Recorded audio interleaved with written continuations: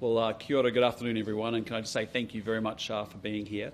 As you can see, I'm joined by Police Minister Mark Mitchell, our Justice Minister Paul Goldsmith, and also our great Police Commissioner Richard Chambers.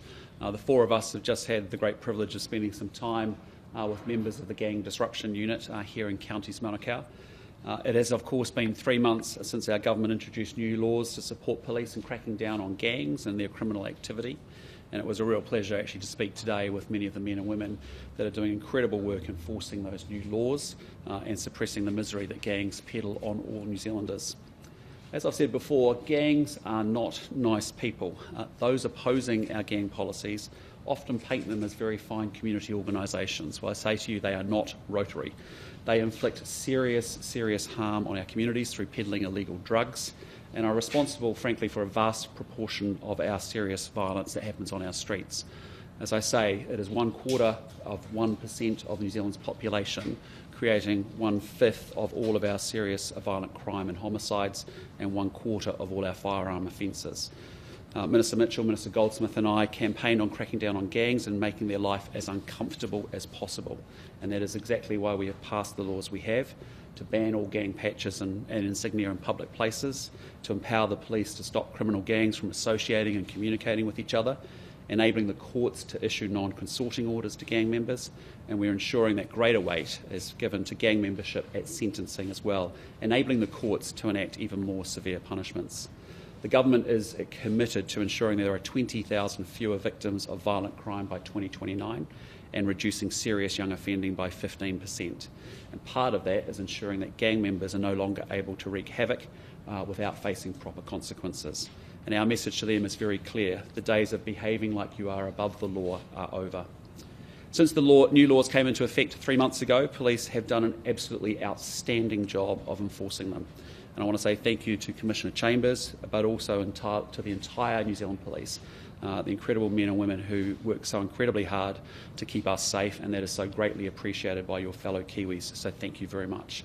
And with that, I'd like to hand over to the Commissioner to take you through a little bit more of the detail about the enforcement of the new gang laws and how they are tracking. Commissioner. Thank you, Prime Minister, and thank you for your support alongside Police Minister Mitchell and Minister of Justice Goldsmith for being here with us today to acknowledge the magnificent work of police staff, my colleagues, the men and women across the country, for the work that they do. As the Prime Minister has said, 3 months in from the implementation of the new gang legislation, it's an opportunity for us to have a look at that 3 months and see how we're going. In the 3 months, we have identified and prosecuted more than 300 breaches for the wearing of gang insignia. During the same period of time, we have also prosecuted other charges in relation to serious violence, gangs and firearms. Firearms, drugs and serious violence. During that time, we have also seized 76 patches and 67 firearms. I would like to acknowledge the work of the National Gang Unit and the Gang Disruption Unit across the country, but in particular I'd like to acknowledge the frontline staff of New Zealand Police for the tremendous work that they do day and night across our country. The feedback from my staff in relation to this new legislation is that they are empowered and pleased to be able to address criminal offending in front of them that relates to the wearing of gang insignia. And perhaps the most satisfying reflection is that feedback we are getting from the public, who are telling us that they feel a lot safer, they feel a lot freer from the intimidation that has been experienced in the past when it comes to gangs. Our job in police is law enforcement, and that will continue. And I thank the Prime Minister and the Ministers for being here to look at how we're going, to continue to encourage my staff and to look at new opportunities that may exist in future to enforce the criminal offending of gang members across our country. Thank you, Prime Minister. Well, everybody, let's take some questions around the gang stats if we wish, and then I would like to let the Commissioner go so he can get on with his day job, and then happy to take your other questions of the day after that if we can. But let's start with the law and order questions first. It's been reported today that since November, the actual number of people on the gang register has gone up 300. Is that correct? And if so, is that a sign the policy is failing, not succeeding? No, it's not, but I'll let the Commissioner explain why. Thank you, Prime Minister. Yes, that is correct. It has gone up, and that is in part because we continue to validate that list. And as new gangs are added to the schedule of the Gangs Act, most recently the Bloods and 2-8 Brotherhood, then naturally the membership of that list increases, but that allows us to enforce this new legislation. So yes, it has increased, but it allows us to now enforce the legislation that came into effect on the 21st of November. So you're talking about something close to 9,800, I believe? Correct, The gang correct. register, Yes. 76 patches seized. People might look at that number and think, that doesn't sound like a very effective response in these first few months. Well, no, my staff are doing a magnificent job in enforcing the gang legislation, but I'll also acknowledge that largely gang members are actually making good choices. So, I think that we do have to acknowledge that across the country and the members that we have spoken to, they are making choices because they don't want to lose their patch. Sorry, what do you mean by what sort of good choices the gang members make? Not to wear their patches or gang insignia in public because that allows us to enforce the law. What do you do with the patches that you have? On conviction, they would be forfeited and ultimately destroyed. How are they destroyed? Just plain affection? That's not for police to decide how they are destroyed, but they are destroyed on conviction because they are forfeited. The Police Association today, I think, has raised a concern about how long you can sustain this policy and how much extra resource is going into it. What would you say to that? Very confident that we can sustain this, and we are. For as long as it takes, and that's forever. Can I just say also, I think the Commissioner touched on it then, but the gang patches have also led to crackdown on illegal guns. Every illegal gun taken off the streets out of the hand of gangs who've been driving so much of the violent crime is really important. So the point of these laws is to give the police all the tools that they need to. That yes, looking after going after gang patches also means we're going after drugs and we're also going after guns. And I just would say to you, when you think about the human cost of an incident with a violent crime incident with a gun, you think about more drugs being peddled on more New Zealand families and kids. That is something that's a really good thing. So I think this has been a huge success. And what I'd just say to you again is that when you've got 1/4 of 1% of the population driving up to 1/4 or 1/5 of our serious violent crime, this is the right way to tackle the problem that we've got around violent crime by going to the source of gangs and at least be working on 1/5 to 1/4 of it, which is really good. Yeah, and the one thing that I want to say is that our New Zealand Police Force has demonstrated that they are a world-class police force because of the enforcement of this new gang legislation. It wasn't just the enforcement piece, it was the early engagement piece. And that is one of the great strengths of our police service. And I think, Simon, to your point, 9,800 gang members, 76 patches, that talks to exactly that point, is that there's been a very high level of compliance. They're not wearing their patches because they know, number one, the police will enforce, and they know that this government's given them the powers and the tools now to be able to do that. And it is changing the way that gangs are policed in this country, without a doubt. And that was the objective of this government coming in. We'd had too long where gangs thought they ran the place. Public roads being taken over, schools being closed, intimidation going on. That is the stuff that we're clamping down on under the Commissioner's leadership. This has been outstanding, without a doubt.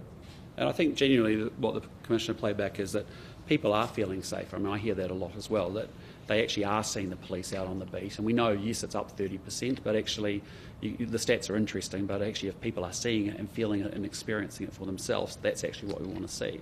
We used to, you and I actually went around many different dairies all across and superettes across Auckland, typically going to many ram raids. We have the violent end of retail crime much more suppressed, with ram raids down, I think, about 68% when I last looked at it. So there's some good progress as you think about our challenge around violent crime, serious young offenders, and actually tougher sentencing. With respect, I think the police in Canterbury have just recently said they've got a concern about rising retail crime amongst youngsters just the last couple of days, Commissioner. I think there are real still ongoing concerns around retail crime. That is still a real challenge for us, but the extreme violent part of it, which was what we were seeing with ram raids, has certainly come back tremendously, but we still have a real challenge around retail crime across the whole of the country. Right. But the serious violent part of it and more aggressive end of it has certainly been suppressed, which has been good. Where's that work at from the advisory group you set up? I'll let Paul talk to that. Yes, they've reported, come back with some proposals that we'll be announcing later this week. Yeah, so more to come.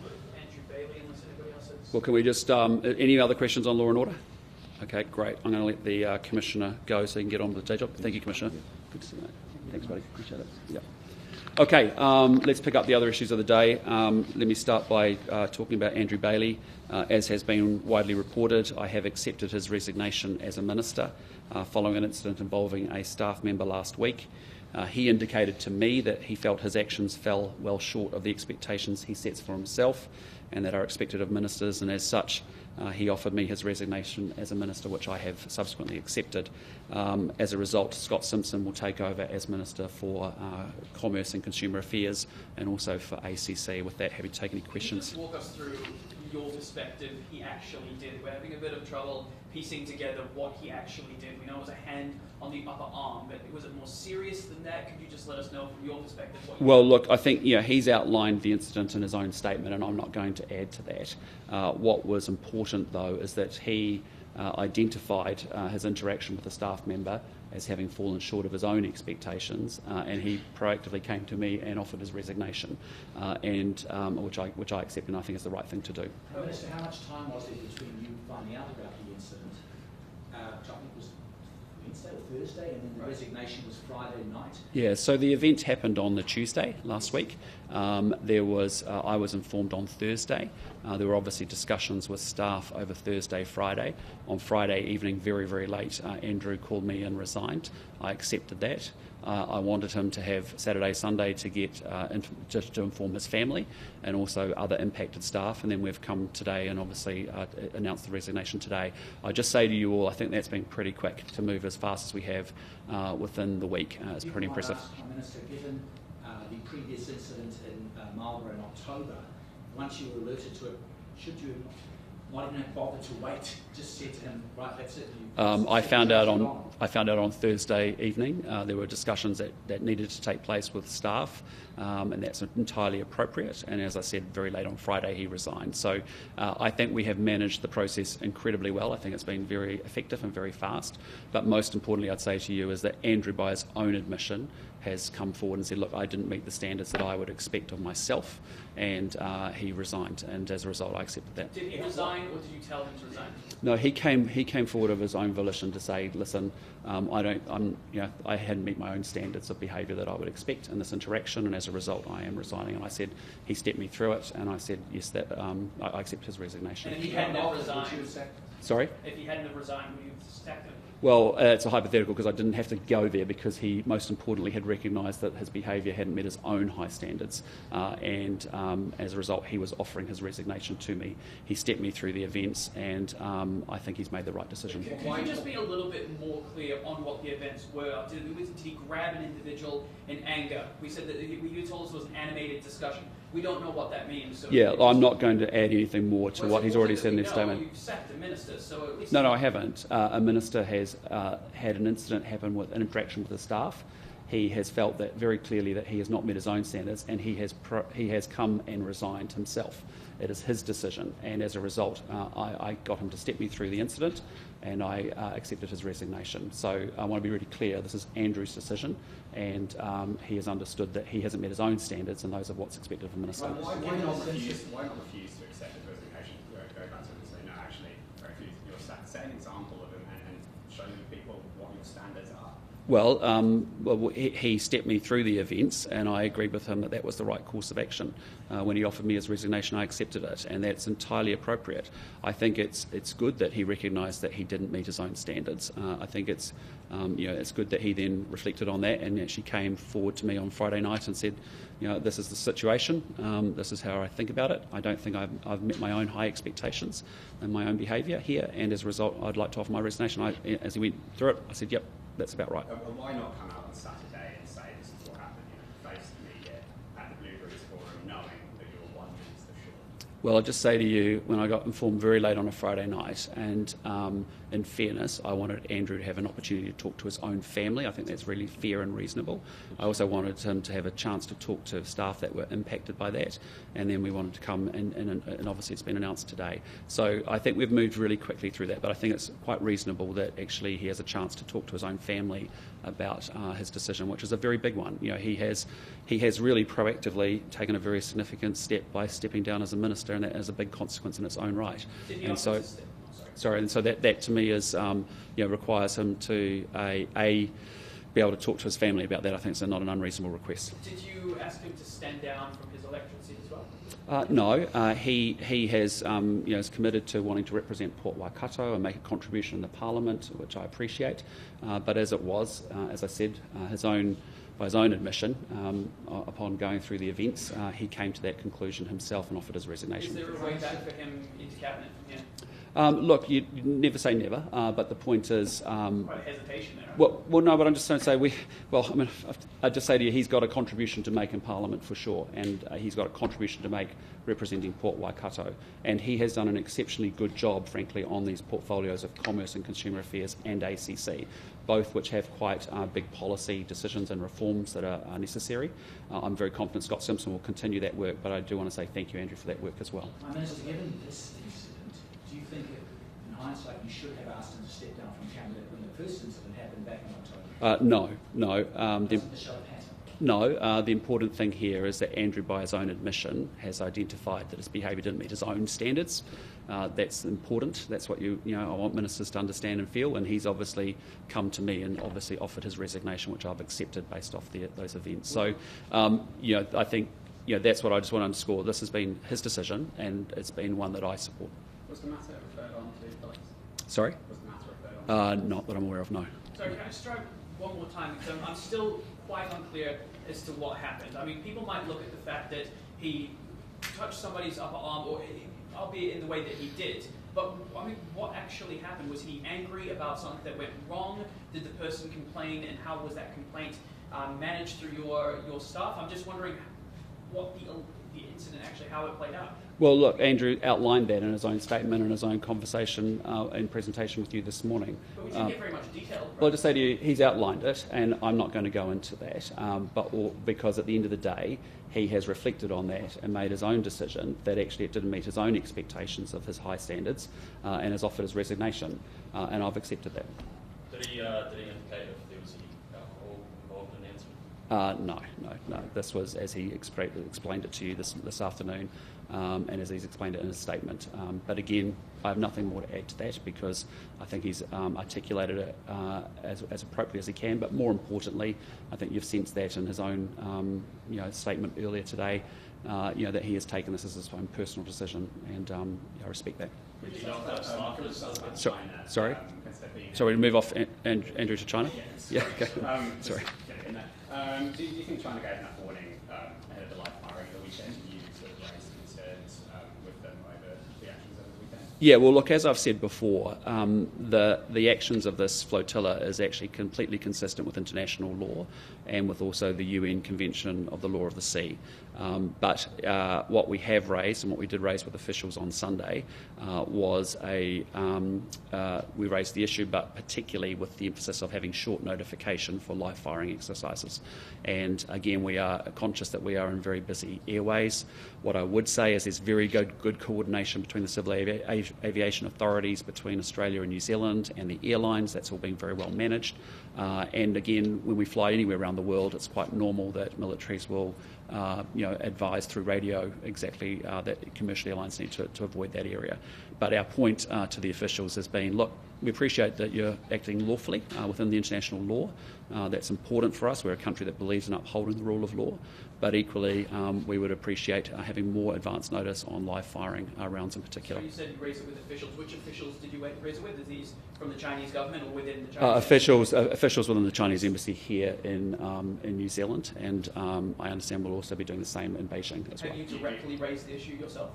No, it's done at an official level. And just remember also, as I said on the weekend, that this incident happened in Australian airspace. So certainly the Australian Foreign Minister Wong has made representations to her counterpart Wang Yi when they met together in South Africa over the weekend as well. Yeah, so is the biggest is going to raise stats when he's in Beijing? Do you think that he might get pushback on it? Well, I mean, again, our issue is there's nothing illegal here in terms of they are compliant with international law. It is the same law that we rely upon as we move around the world. But the issue for us is we just think, we'd appreciate a little bit more advance notice, particularly on what is a busy air route, one of the busiest in the world, that we've actually got a bit more time to respond to that. Having said that, Our civil aviation authorities are well used to this. They are, and it's normal practice in the aviation and maritime world. They have been coordinating well across the Tasman, and importantly, at no point have New Zealand or Australian assets been in any danger. Just on your Vietnam trip. Sorry. Sorry. No. Just, firstly, there was supposed to be an Indonesian leg on this as well. What happened with that? Look, Indonesia, we'll reschedule for later on. The President had some rather pressing domestic issues to deal with. We have, we've been in engagement with him around that, and we want to meet and catch up and do more together with Indonesia later on in the year. But I fully understand that and fully respect that. What we're doing is moving obviously on to Vietnam. Huge opportunity for New Zealand. This is probably the fastest growing Southeast Asian economy in our region. As you know, we've got a particular focus on the 6 Southeast Asian countries, having visited Malaysia and the Philippines and Thailand and Singapore, and now Vietnam, and obviously Indonesia. The President and I had a very good connection at APEC, a very successful meeting there as well. So, we want to deepen our relationships. Vietnam represents a huge opportunity. As you'd remember, we had Prime Minister Ching here initially as our first visitor from overseas when we first formed our government just over a year ago. We've subsequently met another time at Laos, and we've also met with the President in Peru. So not a snub that you're not on meeting? No, not at all. I mean, honestly, genuinely, a very pressing set of domestic issues for him to deal with, and from my point of view, there'll be plenty of time for us to continue those conversations between Indonesia and New Zealand. It's again, our relationship. We had a very, very successful set of meetings meeting while we were in APEC together, had a number of conversations. There's good relationship there. I think there's a lot more that we can do together, but no, not at all. I wouldn't be worried about that at all. What are some of the priority areas that you're going to hope to raise in bilaterals, but also with business meetings? Yeah, well, look, as you'd know, we have 50 years of essentially diplomatic relations with Vietnam, 50 years of relationship also with ASEAN. We want to lift our level of engagement both bilaterally with Vietnam and with ASEAN in general. Actually, Vietnam is what's called our country coordinator as part of ASEAN, and we're obviously affiliates with Australia in ASEAN. So a real focus for us is actually growing our economy. As what I've been saying is that when 1 in 4 of our jobs are tied to trade, when our exporting companies pay 7% higher wages and salaries, we're doing everything we can to get more money into the back pockets of Kiwis. That's their number one focus. That's my number one focus. And so being able to enhance our trading relationships, we've set some pretty ambitious two-way trade goals last year when we met together. There's real opportunities in our traditional areas of food and beverage in particular, but also in education is massive, as well as obviously in the area of tourism. So, this is important work, and the reason we do it is because it's going to benefit Kiwis back here at home by putting more money into their pocket by doing more trade deals like this. Playing going to get you there? Absolutely, absolutely, and I think you're on it, aren't you? You and Giles are on it, so I look forward to seeing you. I look forward to seeing your cheery faces. We have an outstanding Air Force, and they will be well prepared, Jason and Giles. So please do not be under any. These are the best aviators in the world, so we're in good hands. So please don't worry about it. And if you need me, I'll hold your hand if it gets a bit turbulent for you. If you're a nervous flyer, it's a service I can offer. I'll keep you calm and explain how it all works. But we're going to have a good couple of days up there. And as Giles said, an opportunity to do our political engagement, obviously with meetings in Hanoi and also in Ho Chi Minh City, and also taking a great delegation that have business interests there, and also to meet with some Vietnamese folk who actually have investments here in New Zealand as well. So, all in all, it's going to be a jammed trip as it always is, but it's important we get out and about in the world and do the business for New Zealand.